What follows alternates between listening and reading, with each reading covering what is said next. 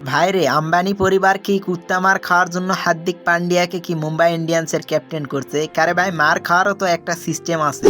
তাই বলে কি এরকম বেধরক মার খাবে?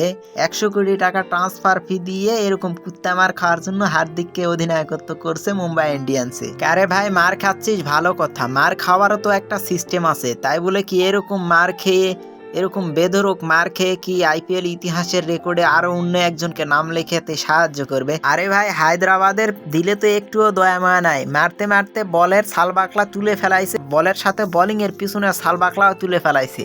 যদি বোলিং এর সালবাকলা না তুলে ফেলায় তাহলে কি এরকম বেধরক মার খেয়ে কি একটু পর পর ভাত তালি দেয় মাঠের মধ্যে? তাদের নিশ্চয় মাথার সমস্যা হয়েছে। আবার এত পাহাড় সমতুল্য রানের টার্গেট পেয়েও ড্রেসিং রুমে হাসাহাসি করতেছে। বুধবার আইপিএল এর 8 নম্বর ম্যাচে হার্দিকের মুম্বাই ইন্ডিয়ান্স ও প্যাট কামিন্সের সানরাইজার্স হায়দ্রাবাদ কুত্তামার মেরে 278 রানের টার্গেট দেয়, যেখানে এর আগে সর্বোচ্চ রানের সংগ্রাহক ছিল রয়্যাল চ্যালেঞ্জার্স বেঙ্গালুরু। তাদের সংগ্রহ ছিল আইপিএল ইতিহাসে দুইটা, একটা 49 রানে অল আউট আর সর্বোচ্চ 263। সেটাকে ভেঙে দিয়ে এবার নতুন ভাবে নাম লেখালো সানরাইজার্স হায়দ্রাবাদ। কারে ভাই, মুম্বাই তুর্গে না হয় কাপের গরম আছে, তাই বলে তোরা এরকম বেধরক মার খাবি, ঠিক আছে, তবে তোরা 262 দিয়ে থাম।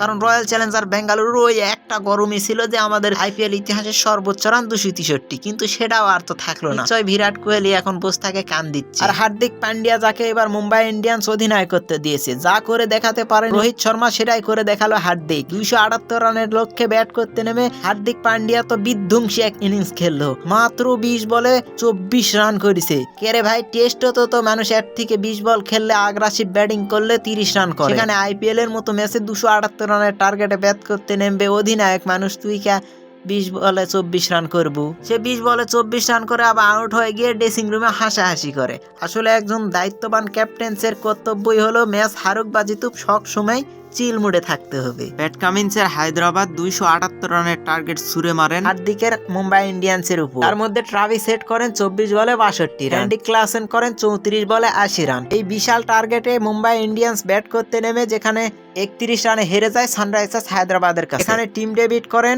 22 বলে 42 রান আর তিলক ভার্মা করেন 34 বলে 64 রান।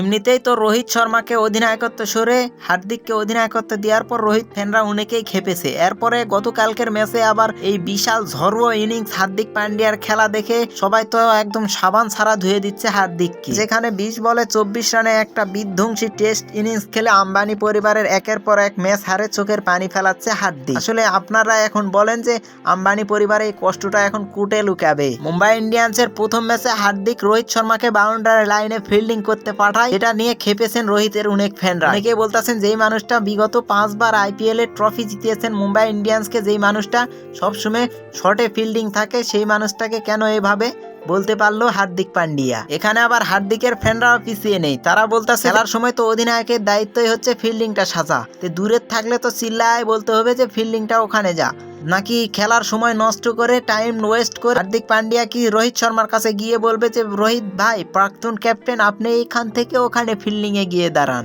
দেখেন ভাই, আমি হার্দিকেরও ফ্যান না, রোহিতেরও ফ্যান না, তবে একটা কথা বলতে চাই, এক জায়গায় কিন্তু একজন সব সময় থাকতে পারে না, সেই জায়গা কেউ না কেউ এসে কখনো না কখনো নিয়ে নেই। সেটা আপনি এখন না মানলেও পরে যায় মানতে হবে, যেটা আমাকে এখন মানতে হচ্ছে। কারণ আমার প্রাক্তন গার্লফ্রেন্ডের যে জায়গায় আমি ছিলাম সেই জায়গায় এখন অন্য কেউ দখল করেছে, যেটা এখন আমাকে কষ্ট হলেও মানতে হচ্ছে। তবে এসব দেখে আমার বন্ধু বল্টু বলতেছে যে হার্দিক পান্ডিয়াকে হুদায় দোষ দিয়ে কি লাভ আছে?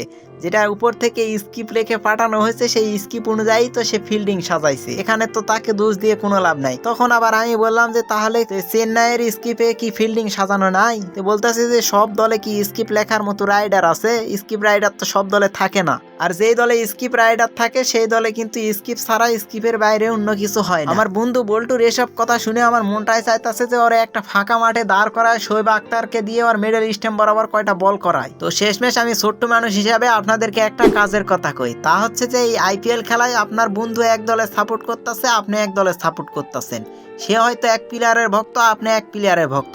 এই খেলাটা বিনোদন হিসাবে নিবেন, কেউ সিরিয়াসলি নিয়ে দুই বন্ধুর মাঝে ঝগড়া বিভেদ তৈরি করবেন না।